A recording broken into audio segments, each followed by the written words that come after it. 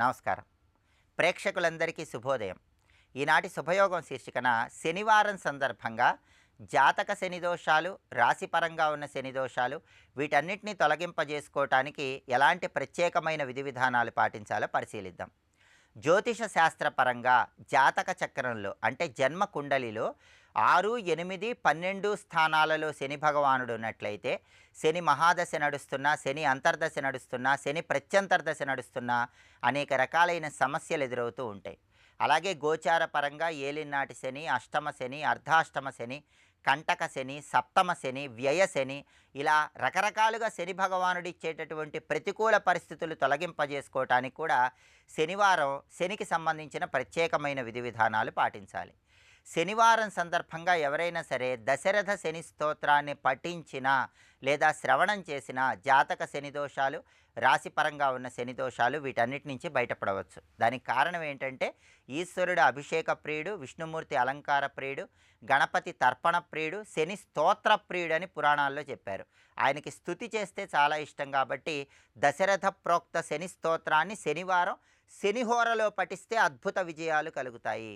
శనివారం ఉదయం 6 నుంచి 7 మధ్యలో, మధ్యాహ్నం 1 నుంచి 2 మధ్యలో, రాత్రి 8 నుంచి 9 మధ్యలో శనిహోర ఉంటుంది. శనివారం శనిహోర ఉన్న సమయంలో దశరథ శని స్తోత్రాన్ని పఠిస్తే శని భగవానుడిని సులభంగా ప్రసన్నం చేసుకోవచ్చు. అలాగే ప్రత్యేకంగా ఏలినాటి శని దోషాలు నడుస్తున్న వాళ్ళు శనివారం శనిహోరలో శని సప్తనామావళి పఠించినట్లయితే శని భగవానుడిని ప్రసన్నం చేసుకొని ఏలినాటి శని దోష తీవ్రతను తగ్గింపజేసుకోవచ్చు. అలాగే శనివారం సందర్భంగా మూగజీవాలకు ఆహారం వేస్తే ఉత్తమ ఫలితాలు కలుగుతాయి. నల్లటి శునకాలకు పెరుగన్నం శనివారం ఆహారంగా వేసినట్లయితే శని దోషాల వల్ల వచ్చే అనారోగ్య సమస్యల తీవ్రతను తగ్గింపజేసుకోవచ్చు. అదేవిధంగా శనివారం శనిహోరలో ఒక ప్రత్యేకమైన దానం ఇవ్వటం ద్వారా కూడా జాతక శని దోషాలు, రాశిపరంగా ఉన్న శని దోషాల నుంచి సులభంగా బయటపడవచ్చు. ఆ ప్రత్యేకమైన దానం ఏంటంటే 1.25 కేజీ నల్ల నువ్వులు, 1 ఇనుప మేకు, కొద్దిగా దూది, అరసోలకు తక్కువ కాకుండా పెసరపప్పు ఇవన్నీ నలుపు రంగు వస్త్రంలో మూటకట్టి శనివారం శనిహోరలో దేవాలయ ప్రాంగణంలో ఎవరికైనా దానం ఇచ్చినట్లయితే తీవ్రమైనటువంటి శని దోషాల నుంచి సులభంగా బయటపడటానికి ఈ ప్రత్యేకమైన దానం విశేషంగా సహకరిస్తుంది. అలాగే శనివారం రోజు నవగ్రహాలకు ప్రదక్షిణలు చేయటం ద్వారా, రావి చెట్టుకు ప్రదక్షిణలు చేయటం ద్వారా, ఆంజనేయ స్వామికి ప్రదక్షిణలు చేయటం ద్వారా కూడా శని దోషాల నుంచి సులభంగా బయటపడటానికి, కార్యసిద్ధిని పొందడానికి ఆస్కారం ఉంది.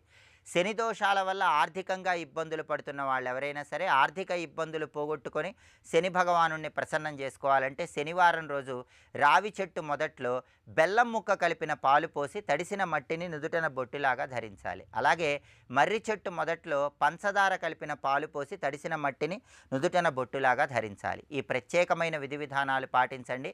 జాతక శని దోషాలు, రాశిపరంగా ఉన్న శని దోషాలు తొలగింపజేసుకొని సకల శుభాలను సిద్ధింపజేసుకోండి. రేపటి శుభయోగం శీర్షికన ఆషాఢ అమావాస్య సందర్భంగా ఎలాంటి విధి విధానాలు పాటించాలో, తద్వారా ఎలాంటి ప్రయోజనాలు సిద్ధింపజేసుకోవచ్చో పరిశీలిద్దాం. నమస్కారం.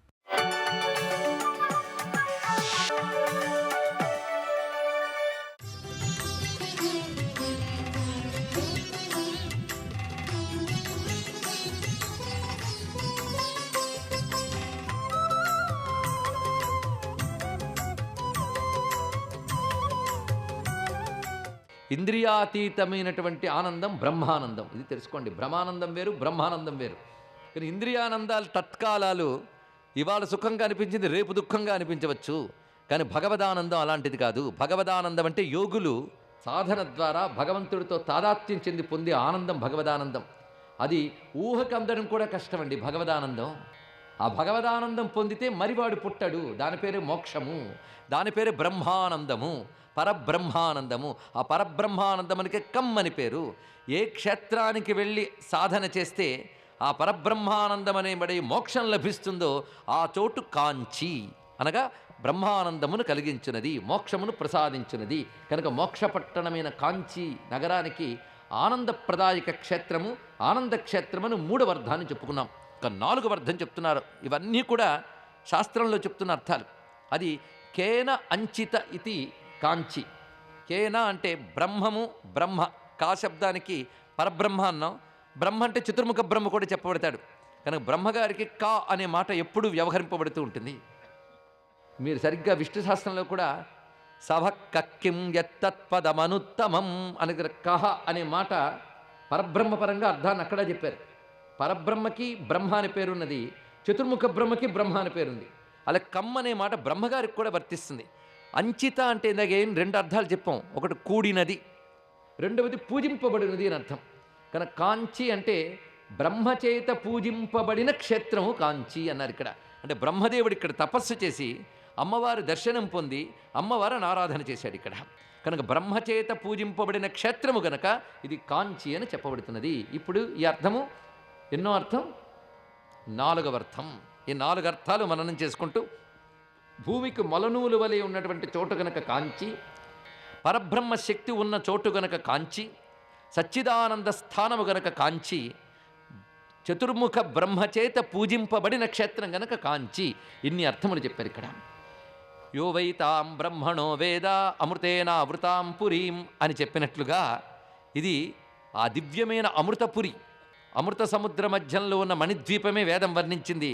ఆ మణిద్వీపము యొక్క ఒకానొక దివ్యశక్తి కాంచీపురంలో ఉన్నది. కనుక కాంచీపురం మణిద్వీప క్షేత్రము, శ్రీమన్నగరము. ఆ భావనతో అక్కడ సాధన చేయాలి. అమ్మవారి యొక్క త్రిపుర సుందరి యొక్క సంపూర్ణ స్థానం అది ఇక్కడ. మరి ఇక్కడ కామకోటి అని పేరెందుకు వచ్చిందయ్యా అంటే చెప్తున్నాడు, యో జపేత్ కామకోష్ఠేస్మిన్ మంత్రమిష్టార్థ దైవతం కోటి వర్ణఫలం ప్రాప్య ముక్తిలోకంచ గచ్చతి కామానాం వర్ణతాత్పర్యాత్ తత్కోటి గుణసంఖ్యయ కామకోటీతి విఖ్యాతం కామకోష్ఠధరాతలే. చాలా అద్భుతమైన మాట చెప్పాడు ఇక్కడ. కామకోటి, కోటి అంటే మనకు తెలిసి కోటి అంటే 1 crore ఇది కదా. కానీ కోటి అంటే అనంత సంఖ్య అని ఒక అర్థం ఉన్నది. కోటి శబ్దానికి 2 అర్థాలు. అనంత సంఖ్య అని ఒకటి, కోటి అంటే అంచు అంటే చివరి భాగము అని అర్థం. ఇక్కడ 2 అర్థాలు ఇక్కడ చెప్తున్నాడు కామకోటికి. ముందు కోటి అంటే అర్థం మునిపే చెప్పినట్లుగా అనంత సంఖ్య. ఇక్కడ అమ్మవారి మంత్రంగాని జపం చేస్తే అందులో కొద్దిగా జపం చేసినా సరే ఒక్కొక్క అక్షరం 1,000,000 మార్లు జపిస్తే ఎంత ఫలం వస్తుందో అంత ఫలం ఈ క్షేత్రంలో ఇస్తుందా తల్లి అన్నారు ఇక్కడ. అందుకే అమ్మవారి భక్తులు ప్రయత్నపూర్వకంగా కాంచీ క్షేత్రానికి వెళ్ళి మంత్రజపం చేసినట్లయితే ఆ మంత్రంలో ఒక్కొక్క అక్షరానికి 1,000,000 ఫలితం. అందుకే గొప్ప మాట అన్నాడు ఇక్కడ. కామ శబ్దానికి ఎన్ని అర్థాలు ఉన్నాయో చూడండి. కామ అంటే పరబ్రహ్మను ఒక అర్థం, కామ అంటే కోరిక, ఆనందం, లోకంలో ఒక వ్యవహారం ఉన్నది. ఇంకొక అర్థంలో కామములు అంటే అక్షరములు అని అర్థం. కామ కోటి అంటే ప్రతి అక్షరము కూడా కోట్ల సంఖ్యలో ఫలించేటువంటి చోటు గనక కామకోటి, ఇది ఒక అర్థం చెప్పారు. ఇదే కామాక్షి విలాసంలో మరొక అర్థాన్ని చెప్తున్నాడు మార్కండేయ మహర్షి. అత్యద్భుతమైన అర్థం చెప్తున్నాడు ఇక్కడ. ఈ అర్థం ఏంటంటే కోటి అంటే అంచు అంటే చివర అని అర్థం. ప్రతి మానవుడు పొందవలసినటువంటివి పురుషార్థాలు ఎన్ని? 4: ధర్మ, అర్థ, కామ, మోక్ష. ఇందులో ధర్మం గురించి మోక్షం గురించి వదిలేస్తే మిగిలిన 2 మనం వదలకుండా పట్టుకున్నామని అందరికీ తెలుసు.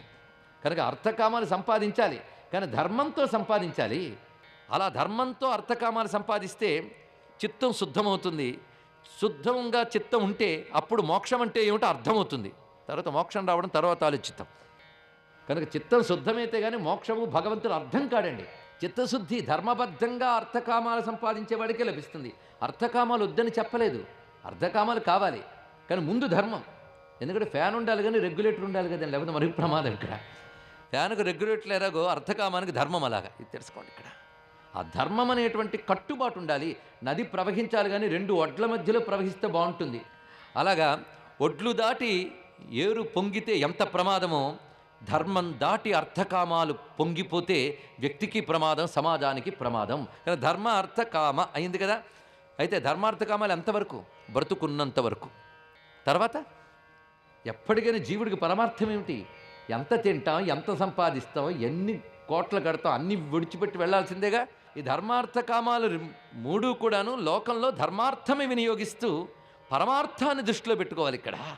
ఆ పరమార్థం పేరు మోక్షం.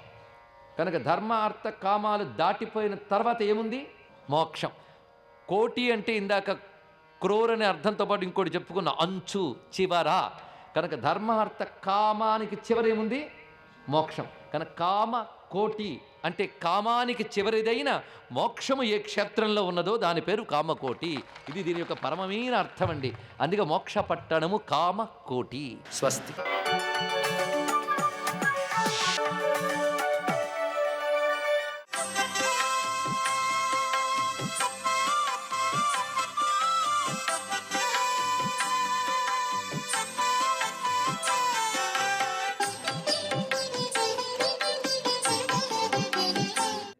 నమో నారాయణాయ. ఓం నమః శివాయ. శ్రీమాత్రే నమః. ఈరోజు శనివారం. మనిషి జీవితంలో శనైశ్వరుడు గ్రహచార రీత్యానే ఎవరికి ఏది అవసరమో అది ప్రసాదిస్తూ ఉంటాడు. ఎప్పుడైతే శనైశ్వరుడు మనిషిని పట్టి పీడిస్తున్నాడో ధాన్య, ధన, ఆరోగ్య, ఐశ్వర్యాల రీత్యా కూడా కించిత్తు పరీక్షలు ఎదుర్కోవాల్సిన పరిస్థితి ఎంతైనా ఉంటుంది.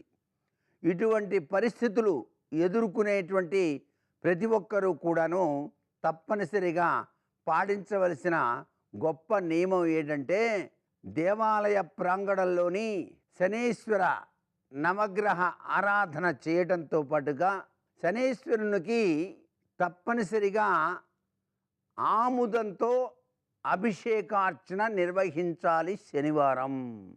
ఆముదము ఎందుకు అంటే, మందమతి ఆయన మెల్లగా నడిచేటువంటి వ్యక్తి. అది కూడా స్వామివారి మీద పోసినప్పుడు మెల్లగా దిగుతుంది కాబట్టి పైనుంచి కిందకి ఆముదంతో గనక అభిషేకార్చన నిర్వహించినట్లయితే తీవ్రతరమైనటువంటి దృష్టి మన మీద పడకుండా స్వామివారు అనుగ్రహిస్తాడు అని చెప్పేసి శాస్త్రం. అంతేకాకుండా దసరా పర్వదినాల్లో మనం శమీ వృక్షం చుట్టూతా కూడా ప్రదక్షిణం చేస్తాం, సిద్ధిదాత్రి పూజ.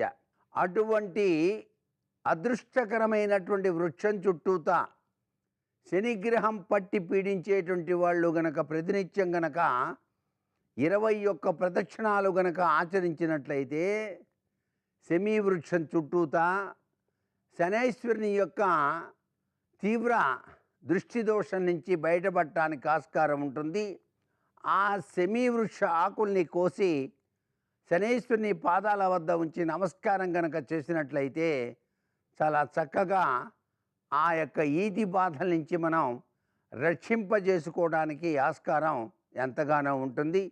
అంతేకాకుండా ఈనాడు దుర్గాదేవిని కూడాను మనం తప్పనిసరిగా దర్శించుకోవాల్సి ఉంటుంది. మాతర్మే మధుకైటభగ్ని మహిష ప్రాణాపహారోద్యమి అంటూ ఆ తల్లిని ధ్యానం చేయాల్సిన పరిస్థితి ఎంతైనా ఉంది.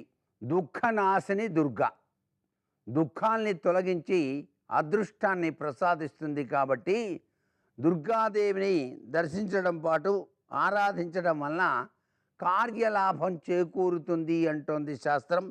అలాగే జయం కూడాను కలుగుతుంది.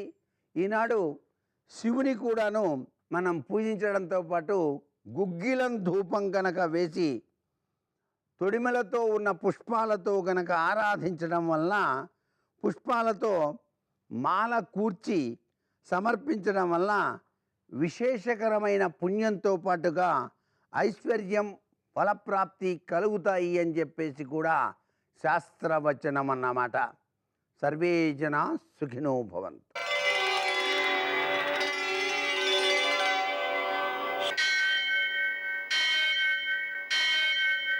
సహస్రశీరుషం దేవం విశ్వాక్షం విశ్వశంభువం విశ్వం నారాయణం దేవమక్షరం పరమం పదం విశ్వతః పరమాం నిత్యం విశ్వం నారాయణగుం హరిం విశ్వమేవేదం పురుషస్తద్విశ్వముపజీవతి పతిం విశ్వస్యాత్మేశ్వరం శాశ్వతం శివమచ్యుతం నారాయణం మహాజ్ఞేయం విశ్వాత్మానం పరాయణం.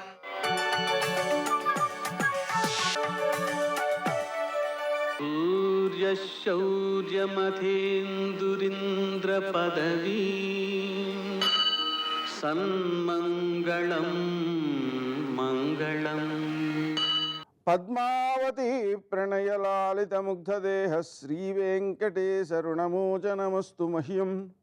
నేటి కాలమాన విశిష్టాన్ని గమనిద్దాం. స్వస్తి శ్రీ చాంద్రమాన క్రోధినామ సంవత్సరం దక్షిణాయనం గ్రీష్మ ఋతువు ఆషాఢమాసం కృష్ణపక్షం శనివారం. సూర్యోదయం 6 గంటలకు, సూర్యాస్తమయం 6:45 తిథి చతుర్దశి మధ్యాహ్నం 3:53 వరకు, నక్షత్రం పునర్వసు మధ్యాహ్నం 12 గంటల వరకు, వర్జం రాత్రి 8:30 నుంచి 10:11 వరకు, దుర్ముహూర్తం ఉదయం 6 గంటల నుంచి 7:42 వరకు, అమృతకాలం ఉదయం 9:30 నుంచి 11:10 వరకు, రాహుకాలం శనివారం కాబట్టి ఉదయం 9 నుంచి 10:30 వరకు, అష్టకవర్గ రీత్యా శుభప్రదమైన సమయం ఉదయం 8:15 నేటి విశేషం శనివారం. శనివారం రోజున మనం ఒక కేజింపావు నువ్వుల నూనెతో శివునికి అభిషేకం చేసి దాంట్లో పసుపు కలిపి ఆవులకు రాయడం ఒళ్ళంతా. అలా రాసినట్లయితే ఆవులకు తలంటి పోసినటువంటి ఫలితం వస్తుందన్నారు. మరి ఆవుకి తలంటి పోస్తే ఏమిటి ఫలితం అంటే, సకల దేవాత్మకము గోవు కాబట్టి సకల దేవతలకు కూడా తలంటు పోసిన ఫలితం వస్తుంది అని. అలాగని ఒక 1/2 కేజీ నల్ల నువ్వులతో శివునికి పూజ చేసి వాటిని ఆవులకి ఆహారంగా అందించటం, హనుమాన్ చాలీసా పారాయణ చేయడం, హనుమంతునికి పూజ చేయడం, హనుమంతునికి అప్పాల నివేదన చేయడం, ప్రదక్షిణాలు చేయడం, అలాగే వెంకటేశ్వర దీపారాధన చేయడం, ఇవన్నీ కూడా సకల గ్రహ దోషాలను సకల కష్టాలను తొలగించేటువంటి సులభోపాయాలు. నేటి ఆణిముత్యాలు.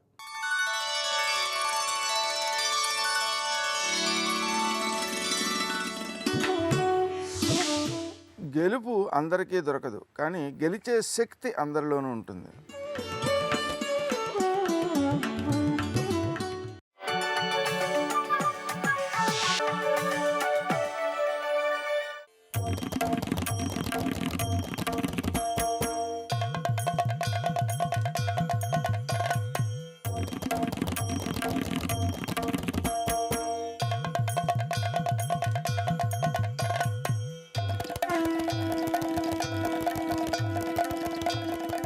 తనలో తాను రమించేటటువంటి పరమేశ్వరుడికి కామము కలిగేటట్టు చెయ్యాలి.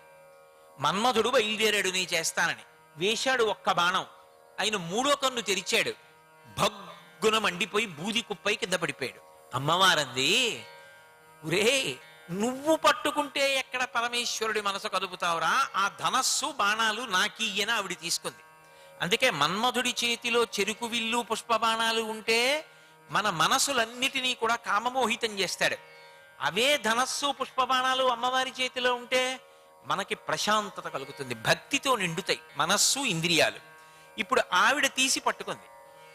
మన్మధుడి చేతిలో ఉంటే మనకి కామం, అమ్మవారి చేతిలో చెరుకు విల్లు పుష్పబాణాలు ఉంటే పరమశివుడికి కామం కలిగింది.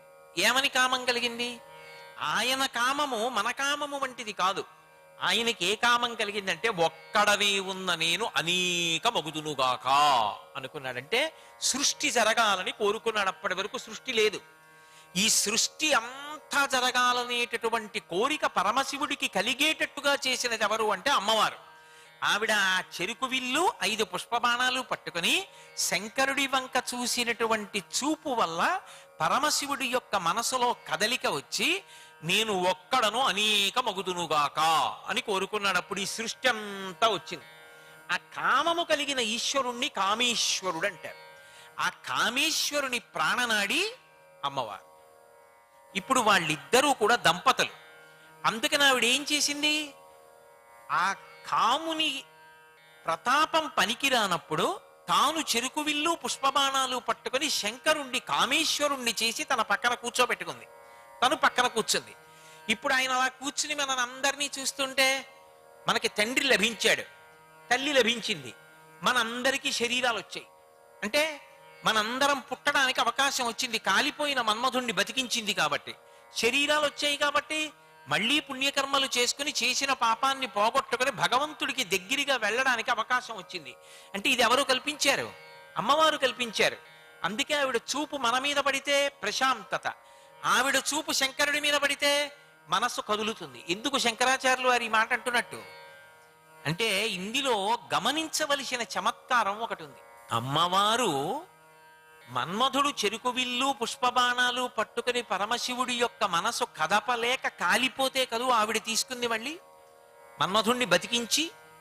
అంటే ఇప్పుడు ఆవిడ మాట మన్మధుడు వింటాడా వినడా నాకు చెప్పండి. శివుడు 3వ కన్ను తెరిచాడు, మన్మధుడు కాలిపోయాడు. కాలిపోయిన మన్మధుణ్ణి బతికించింది ఎవరు? అమ్మవారే బతికించింది. బ్రతికించి, నువ్వు రతీదేవికి తప్ప ఎవరికి కనపడవురా, నీకు అపారమైన శక్తిని ఇస్తున్నాను, ఇదే 5 బాణాలు పట్టుకుని జీవుల మీద వెయ్యి, వాళ్ళకి కామము కలిగి సంతానం కలుగుతుంది. సంతానం కలిగితే శరీరాలు లేని జీవులందరూ శరీరం పొందుతారు. ఆ శరీరాలతో మళ్ళీ పుణ్యకర్మలు చేసుకుని పరమేశ్వరుడికి దగ్గరగా పెడతారు. అందుకని నీకు శక్తి ఇస్తున్నాను, బాణం వేయండి. ఇప్పుడు కాలిపోయిన మన్మధుడికి శరీరం ఇచ్చింది ఎవరు?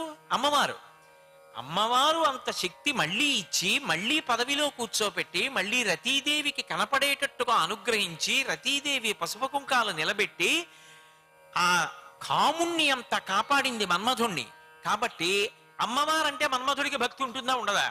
మా తల్లి నన్ను కాపాడింది, కాలిపోయిన వాడిని మళ్ళీ బతికించింది ఆవిడ, మళ్ళీ నన్ను అధికారంలో నించోపెట్టింది, కాబట్టి నేను అమ్మవారు ఏం చెప్తే నేను అది వింటాను అని మన్మధుడు అనుకుంటాడా? అనుకోడా?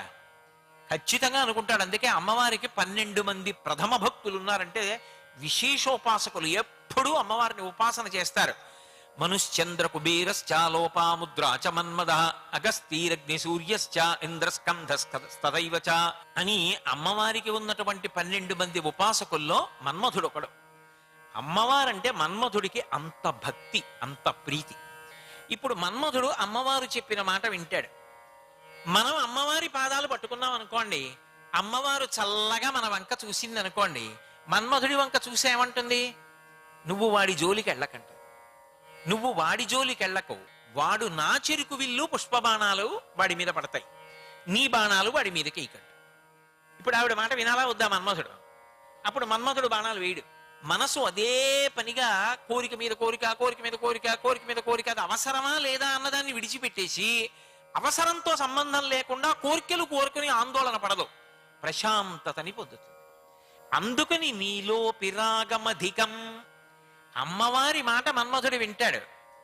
ఆవిడ వంక చూసి ఆవిడ చూపుల్లో మనం పడితే ఆవిడ మనని మాత్రమే చూడదు, మనని ప్రశాంతంగా ప్రసన్నంగా చూసి ఇలా మన్మధుడి వంక చూస్తుంది, పొట్టి చూపు చూస్తుంది. ఇలా చూసింది సరళమైన చూపు, తిన్నగా ఉంటుంది. ఇలా చూసింది వంకర చూపు, ఇలా చూస్తుంది. ఎవరి వంక? మన్మధుడి వంక. ఇలా చూసి వాడి జోలికి వెళ్ళకు అంటే, ఇప్పుడు మన్మధుడు ఆవిడ వంక చూసి అంటే అమ్మా, నేను నువ్వు ఎవరి వంక చూసావో, ఎవరిని అనుగ్రహించావో వాడి జోలికి వెళ్ళను. ఇప్పుడు తరించడానికి కారణం ఏదైంది? మనం ఆవిడ్ని చూడ్డామా, ఆవిడ మనని చూడ్డామా? ఆవిడ మనని చూడ్డాం. అందుకెళ్ళి కూర్చోవాలి చంగాలమ్మ దగ్గర. కాబట్టి నీలో పిరాగమధికం జనయన్ పురారే, అమ్మవారు మళ్ళీ మన్మధుడికి ప్రాణం పోసింది. అందుకని మన్మధుడు ఆవిడ చెప్పిన మాట వింటాడంత వరకు బాగుంది. మరి పరమశివుడి విషయం ఏంటి? మన్మధుడు వెళ్ళి పరమశివుడి మీద బాణం వేశాడని 3వ కన్ను తెరిస్తే మరి కాలిపోయాడు కదూ. మరి కాలిపోయిన వాడికి మళ్ళీ బతికినప్పుడు కోరిక ఉంటుందా లేదా? ఈయనేరా నన్ను కాల్చేశాడు, ఎప్పుడన్నా అవకాశం దొరకని చూస్తుంటాడా? చూడ్డా? అంటే శివభక్తుల విషయంలో బాణం వేసేద్దామని చూస్తుంటాడా? అమ్మవారి మాట విని అయ్యవారి జోలికి వెళ్లకుండా ఉంటాడా? దీనికి చాలా తేలిక పరిష్కారం. అలా ఆలోచించవలసిన అవసరం ఉండదు. ఎందుకో తెలుసా? ఆవిడెవరు? మహాపతివ్రత.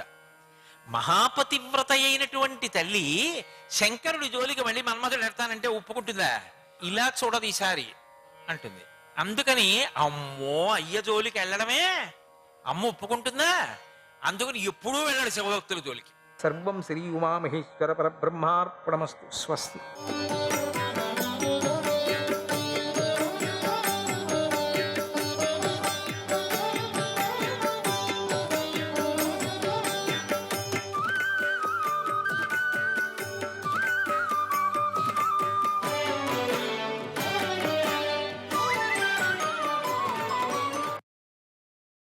వైశంపాయన మహర్షి జనమేజయుడికి ఇలా చెప్తున్నాడు. దేశ కాలాలకు ఉచితమైన ప్రజల వాక్యం విని ధర్మరాజు ఇలా బదులిచ్చాడు అందరికి కూడా.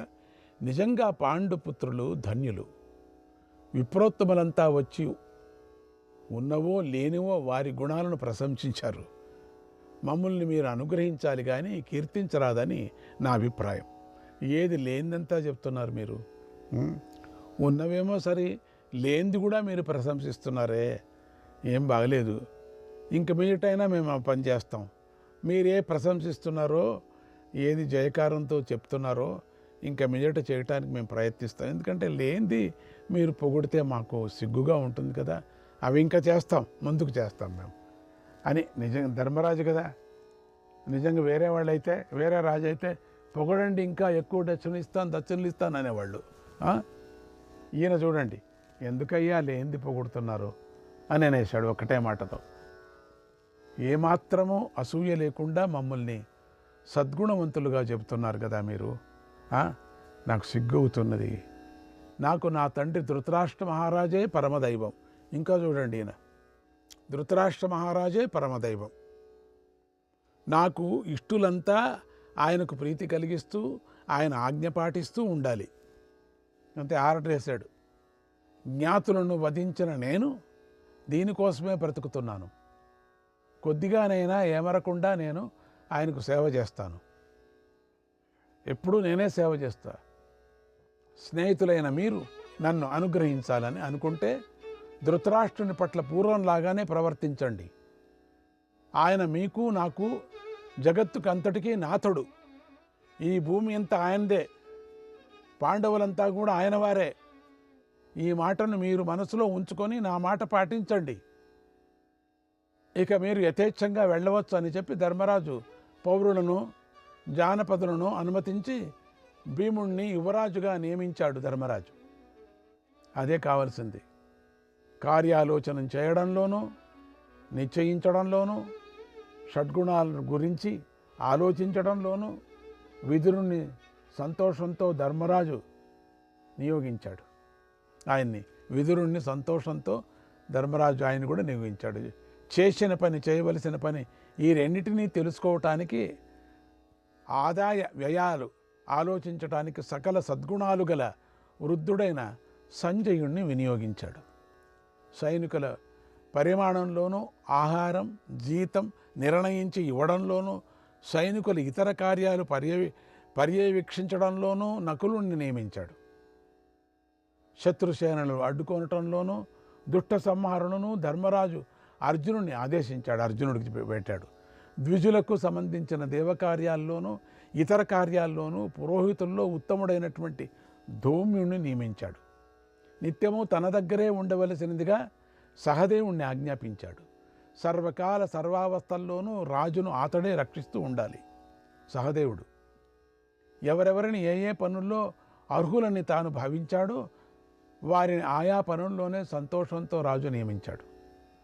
విదురుడితోనూ సంజయుడితోనూ బుద్ధిమంతుడైన యుయోచ్చునితోనూ ధర్మాత్ముడైన ధర్మరాజు ఇలా అన్నాడు: ఉత్తాయోత్తాయ తత్కార్యం, ఉత్తాయోత్తాయ తత్కార్యం అస్య రాజ్ఞః పితుర్మమ సర్వం భవద్భిః కర్తవ్యం, సర్వం భవద్భిః కర్తవ్యం అప్రమత్తైర్యథాయథం, అప్రమత్తైర్యథాయథం. ప్రతిరోజు లేచి శ్రద్ధతో నా తండ్రి అయిన ధృతరాష్ట్రుడి కార్యాలు మీరు పొరబడకుండా సముచితంగా చేస్తూ ఉండాలి. పౌర జనపదుల కార్యాలన్నీ తెలియజెప్పి ధృతరాష్ట్రుడి అనుమతితోనే వారు ఆచరించాలి అన్నాడు ధర్మరాజు అని చెప్పాడు వైశంపాయన మహర్షి. కృష్ణాయ పరమాత్మనే నమః. 42వ అధ్యాయం. వైశంపాయన మహర్షి జనమేజయుడికి ఇలా చెప్పాడు. తర్వాత ఉదార బుద్ధి గల ధర్మరాజు యుద్ధంలో చనిపోయిన జ్ఞాతులందరికీ వేరువేరుగా శ్రద్ధతో శ్రాద్ధాక్రియలు చేయించాడు. ధృతరాష్ట్రుడు తన పుత్రులకు పరలోక క్రియలు చేయించాడు. కావలసిన తీరులో కావలసినంత అన్నము, గోవులు, ధనము, విలువైన రత్నాలు కూడా ఇచ్చాడు.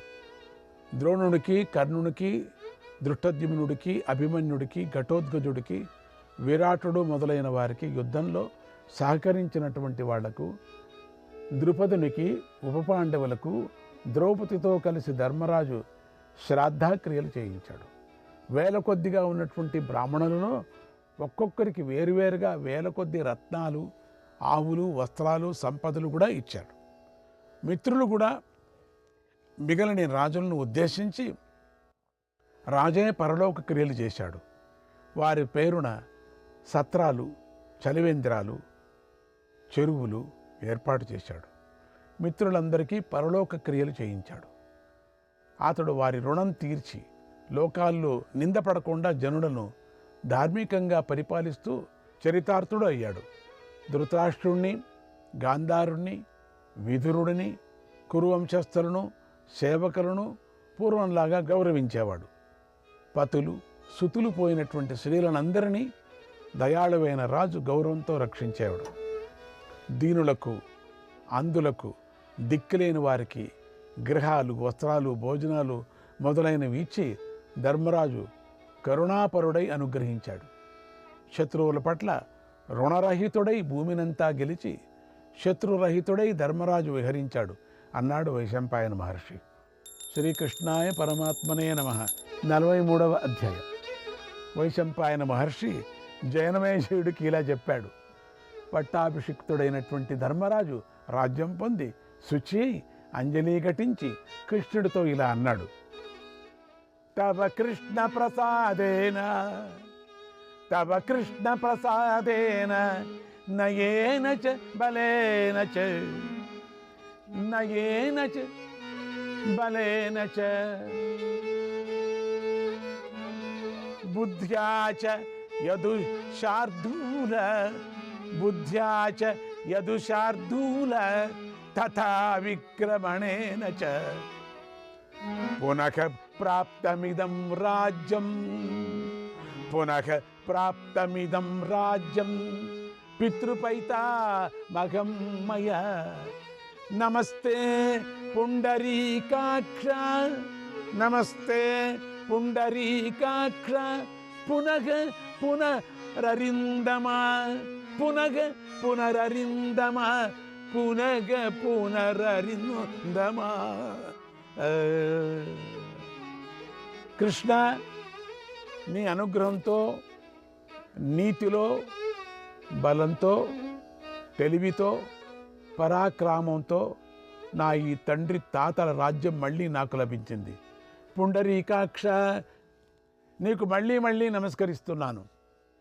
నియమపరులైనటువంటి విప్రులు నిన్ను ఒక్కడనే పురుషుడని పిలుస్తారు. పరమాత్మవు ఉపాసకులకు రక్షకుడు అని ఎన్నో పేర్లు పెట్టి స్తుతిస్తారు. విశ్వకర్మ, విశ్వతాత్మ, విశ్వసంభవ, విష్ణు, జిష్ణు, హరి, కృష్ణ, వైకుంఠ, పురుషోత్తమ నీకు నమస్కారము. ప్రాచీనుడవైన నీవు అతిథి గర్భంలో 7గురిగా పుట్టావు. ఆ ఒకడవే పురుషుని గర్భుడవు. నీవు త్రియుగుడవు అని కూడా చెబుతారు. ధర్మజ్ఞానాలు, వైరాగ్య, ఐశ్వర్యాలు, శ్రీ, యశస్సులు అనేటువంటి 3 జంటల రూపుడవు నువ్వు. శుచిశ్రవుడువు, ఋషికేశుడు, ఘృతాచి, హంసుడు, త్రిచక్షుడు, శంభువు, విభుడు, దామోదరుడు అన్నీ నీ ఒక్కడవే. వరాహుడు, అగ్ని, బృహద్మనుడు, ఋషుభుడు, అనేక సాహుడు, పురుషుడు, శపివిష్ఠుడు, ఉరుక్రముడు అన్నీ నీవే. వరిష్ఠుడు, ఉగ్రసేనాని, సత్యుడు, వాజసని, గుహుడు, అచ్యుతుడు, క్షవనుడు, సంస్కృతుడు, వికృతి, వృషుడు నీవే. కృష్ణధర్ముడు, ఆది, వృషధర్ముడు, వృషాకపి, సింధుడు, విధర్ముడు, త్రిధాముడు, త్రిదివాచ్యుతుడు అనేవి నీ నామాలు. సామ్రాట్టు, విరాట్టు, స్వరాట్టు, సురరాజు, అబుద్భోవుడు, విభూడు, భువు, అధిభూవు, కృష్ణుడు, కృష్ణవర్మ అన్నీ నీవే. స్విష్టకృతు, బిషజావర్తుడు, కపిలుడు, వామనుడు, యజ్ఞుడు, ధ్రువుడు, పతంగుడు, యజ్ఞసేనుడు అని నీవే పిలువబడతావు. శిఖండి, నహుషుడు, బభ్రువు, దివస్పృక్కు, పునర్వసుడు, శుభభ్రువువు, రుక్మజ్ఞుడు, సుషేణుడు, దుందువి అనేవి కూడా నీ పేర్లు. గభిస్తినేమి, శ్రీపద్ముడు, పుష్కరుడు, పుష్పధారణుడు, రుభుడు, విభుడు, సర్వసూక్ష్ముడు, చారిత్రం అని కూడా నీ పేర్లు. నీవు సముద్రుడువు, బ్రహ్మవు, పవిత్రమైన ధామము, ధామమును తెలిసినవాడువు. నిన్ను హిరణ్యగర్భుడు అని అంటారు. స్వాద, స్వాహ అనేవి కూడా నీవే. ఈ విశ్వానికి అంతటికీ నీవే జన్మస్థానాన్ని. అలాగే ప్రళయం కూడా నీవే. ముందుగా ఈ విశ్వమంతటినీ నీవే సృష్టించావు. విశ్వయోని ఇదంతా నీ వశంలోనే ఉంది. శార్గ్యం, చక్రం, ఖడ్గం ధరించిన ప్రభు నీకు నమస్కారం. ఇలా ధర్మరాజు స్తుతిస్తే ప్రీతి పొందిన కృష్ణుడు సభా మధ్యలో ధారాళమైన సమగ్రమైన వాక్కులతో ధర్మరాజును అభినందించాడు. అన్నాడు వైశంపాయన మహర్షి. శ్రీకృష్ణాయ పరమాత్మనే నమః. 44వ అధ్యాయం. వైశంపాయన మహర్షి జనమేజయుడికి ఇట్లా చెప్తున్నాడు. తర్వాత ప్రజలందరికీ రాజు విడుకోలు పలికాడు. రాజు అనుమతిని పొంది వారు తమ తమ ఇళ్లకు వెళ్ళారు. ఆపై ధర్మరాజు భీమ పరాక్రమం గల భీముణ్ణి, అర్జునుణ్ణి, నకుల సహదేవులను బుజ్జగిస్తూ ఇలా అన్నాడు. మీరంతా మహాయుద్ధంలో శత్రువులు వివిధ శస్త్రాలతో గాయపడ్డారు. చాలా అలసిపోయారు. దుఃఖంతో కోపంతో తపిస్తున్నారు. భరత వంశోత్తములైన మీరందరూ నా కోసం అశక్తులైన నీచులలాగా అడవిలో చాలా కష్టాలు పడ్డారు. సుఖంగా సంతృప్తిగా ఈ విజయాన్ని అనుభవించండి. విశ్రాంతి పొంది మేల్కొన్న మిమ్మల్ని మళ్ళీ రేపు కలుసుకుంటానన్నాడు. తర్వాత పెద్ద భవనాలతో శోభిల్లుతూ ఎన్నో రత్నాలతో దాసదాసీ జనాలతో నిండినటువంటి దుర్యోధనుడు గృహాన్ని ధృతరాష్ట్రుడు అనుమతితో ధర్మరాజు భీముడికి ఇచ్చాడు. దేవేంద్రుడిలాగా వైభవంతో భీముడు ఆ మందిరంలో ప్రవేశించాడు. దుర్యోధనుడి గృహం వంటిదే దుశ్శాసన గృహం కూడా. భవన పంక్తులు బంగారు తోరణాలతో, దాసదాసీ జనంతో, పుష్కలమైన ధనధాన్యాలతో నిండుగా ఉంది. దాన్ని రాజ శాసనంతో అర్జునుడు పొందాడు. దుర్మర్షణుడు భవనం దుశ్శాసన భవనం కంటే గొప్పది. కుబేరుడి భవనంలాగా ఉంటుంది. బంగారంతో మణులతో అలంకరింపబడి ఉంటుంది. అరణ్యంలో చాలా పాటలు పడినటువంటి నకులుడికి ధర్మరాజు దాని ప్రీతితో ఇచ్చాడు. విలువైన కనకభూషణాలతో నిండి ధర్మరాజు ఇస్తూనే తీసుకుంటున్నారు. చూడండి వీళ్ళంతా ధర్మరాజు ఎంట చేయి పట్టుకొని ఇట్లా నిల్చున్నారు అంతే. ఎక్కడ చూపిస్తే అక్కడ పోతున్నారు. అది దాంట్లో ఉంటుంటే దాంట్లో ఉంటారా? ఆ మట్టి కుండలో ఉంటే మట్టి కుండలో ఉండాల్సింది తప్పదు. అంటే మట్టి కుండలో ఉండటానికి అవుతుందా? మట్టి కుండలాగా ఉండే ఏదైనా చూపిస్తే అక్కడే ఉండాలి వాళ్ళు. ఆ విధంగా వాళ్ళకి సెలెక్ట్ చేసి ఇచ్చాడు అందరికీ కూడా. ధర్మరాజు చెప్పాడు దీంట్లో ఉండు, దీంట్లో ఉండు, దీంట్లో ఉండు, ఇది నీ రూమ్, ఇది నీ రూమ్, ఇది నీ రూమ్ అని. అదేండి ఉండేది. విలువైన కనకభూషణాలతో నిండి శ్రీల శయనాలతో నిండినటువంటి దుర్ముఖుడి ఇంటిని ధర్మరాజు తనకు ఎప్పుడూ ప్రియం చేసే సహదేవుడికి ఇచ్చాడు. దాన్ని పొంది కుబేరుడు కైలాసాన్ని పొందినంత సంతోషం పొందాడు సహదేవుడు. యుయుచ్చుడు, విదురుడు, సంజయుడు, సుధర్ముడు, ధౌమ్యుడు వారి వారి భవనాలనే పొందారు. పురుషోత్తముడైన శ్రీకృష్ణుడు సాత్వికతో సహా కొండగుహలో ప్రవేశించిన పెద్ద పులిలాగా అర్జునుడి భవనంలోకి ప్రవేశించాడు. అక్కడ వారు భక్ష్యాలతో అన్నపానీయాలతో సుఖించి మరునాడు నిద్ర మేల్కొని ధర్మరాజును చేరారు. అన్నాడు వైశంపాయన. శ్రీకృష్ణాయ పరమాత్మనే నమః. 45వ అధ్యాయం. జనమేజయుడు వైశంపాయన మహర్షి ఇలా అడిగాడు. విప్రుడా, ధర్మపుత్రుడైనటువంటి ధర్మరాజు రాజ్యం పొంది ఏం చేశాడో నాకు చెప్పు. భగవంతుడు 3 లోకాలకు పరమ గురువైనటువంటి శ్రీకృష్ణుడు కూడా ఏం చేశాడో దానిని వివరంగా చెప్పు అని అడిగాడు. అంటే వాళ్ళ డైరీ లైఫ్ ఏమిటి చెప్పమని చెప్తున్నాడు. అప్పుడు వైశంపాయనుడు ఇలా చెప్పాడు. వాసుదేవుణ్ణి ముందుంచుకొని పాండవులు ఏం చేశారో చెబుతున్నాను, శ్రద్ధగా విను పోని. రాజా, కుంతీపుత్రుడైన ధర్మరాజు రాజ్యం పొంది 4 వర్ణాలను వారి వారి స్థానాల్లో నిలిపాడు. అయిందా? ఒకటి బాగా అర్థమైందా? స్నాతక వ్రతం చేసుకున్న 1000 మంది విప్రులకు ధర్మరాజు 1000 నిష్కాల చొప్పున దానం చేయించాడు. అర్థమైందా? అలాగే తనను అనుసరించి జీవించే సేవకులను ఆశ్రయించుకొని ఉన్నటువంటి అతిథులను, దీనులను, న్యాయసభా సభ్యులను కోరినట్లు తృప్తిపరిచాడు. పురోహితుడైనటువంటి ధౌమ్యుడికి 1000 కొద్ది గోవులను, ధనాన్ని, బంగారాన్ని, వెండిని, ఎన్నో విధాలైన వస్త్రాలను కూడా ఇచ్చాడు. కృపాచార్యునకు గురువృత్తి ఏర్పాటు చేశాడు. నియమశీలుడై ధర్మరాజు విదురుని కూడా పూజించాడు. దాతలతో ఉత్తముడైనటువంటి ధర్మరాజు రుచికరాలైనటువంటి అన్నపానాలతో, వివిధ వస్త్రాలతో, శయనాలతో, ఆసనాలతో అందరినీ సంతోషపెట్టాడు. యశస్శాలి అయినటువంటి ధర్మరాజుడు తనకు లభించిన సంపదను సముచితంగా అందరికీ విభజించి శాంతుడై ధృతరాష్ట్రపుత్రుడైనట యుయుచ్చుడిని చక్కగా సత్కరించాడు. యుయుచ్చుడిని ధృతరాష్ట్రుడికి, గాంధారికి, విదురుడికి రాజ్యాన్ని నివేదించి ధర్మరాజు ప్రశాంత మనస్కుడే సుఖంగా ఉన్నాడు. అలా నగరమంతటినీ సంతోషపెట్టి ధర్మరాజు మహాత్ముడైన కృష్ణుడి దగ్గరకు నమస్కరిస్తూ వెళ్ళాడు.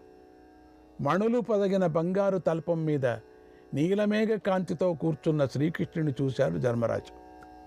కృష్ణుడు దివ్యాభరణాలు ధరించి మెరిసిపోతున్నాడు. పచ్చని పట్టుబట్ట ధరించి బంగారంలో పొదిగిన ఇంద్రనీలమణిలాగా వెలిగిపోతున్నాడు మా నాన్న. త్రిలోకాలను అతనికి ఏమాత్రం పోలిక కనపడదు కదా.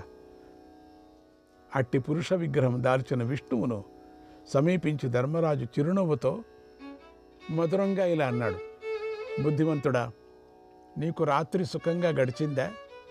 అచ్యుత, నీ శరీరం అంతా ఆయాసం లేకుండా ప్రసన్నంగా ఉందా? వయం రాజ్య మనుప్రాప్తాః, వయం రాజ్య మనుప్రాప్తాః, పృథివీ చ వశే స్థితా, పృథివీ చ వశే స్థితా, తవ ప్రసాదాద్ భగవన్ త్రిలోకగతి విక్రమ, త్రిలోకగతి విక్రమ. త్రివిక్రమ, నీ అనుగ్రహం వల్ల మేము రాజ్యం పొందాము. భూమండలం మా వశంలో ఉండిపోయింది. విజయాన్ని, కీర్తిని పొందాము. అయినా ధర్మం నుండి వైదొలగలేదు అన్నాడు ధర్మరాజు. ఇలా అంటూ ఉన్న భగవానుడు ఏమీ మాట్లాడలేదు. ధ్యానంలో నిమగ్నుడయ్యాడు అన్నాడు వైశంపాయన మహర్షి. శ్రీకృష్ణాయ పరమాత్మనే నమః. 46వ అధ్యాయం. వైశంపాయన మహర్షి జనమేజయుడికి ఇలా చెప్పాడు. ధర్మరాజు శ్రీకృష్ణుడితో ఇలా అన్నాడు: కిమిదం పరమాశ్చర్యం, కిమిదం పరమాశ్చర్యం, ధ్యాయస్యమిత విక్రమ, ధ్యాయస్యమిత విక్రమ, కచ్చిల్లోక త్రయస్యాస్య, కచ్చిల్లోక త్రయస్యాస్య, స్వస్తి లోక పరాయణ, స్వస్తి లోక పరాయణ. ఇదేమిటి? చాలా ఆశ్చర్యంగా ఉంది. అమిత విక్రమ, లోకపారాయణ, నువ్వేమిటి ధ్యానించడం ఏమిటి? ముల్లోకాలకు శుభమే కదా. పురుషోత్తమ, 4వదైన ధ్యాన మార్గం అవలంబించి 3 అవస్థలు దాటిపోయావు నువ్వు.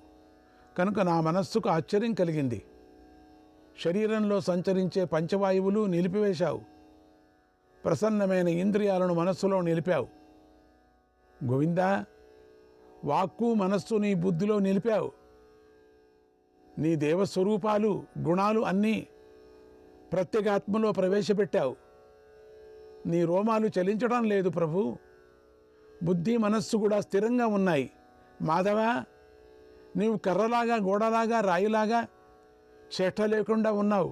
దేవా, గాలి లేని చోటు ఉన్న దీపంలాగా నీవు నిశ్చలంగా ఉన్నావు. అయినా ప్రకాశిస్తున్నావు. రాయిలాగా నిశ్చలంగా ఉన్నావు. శ్రీకృష్ణాయ పరమాత్మనే నమః.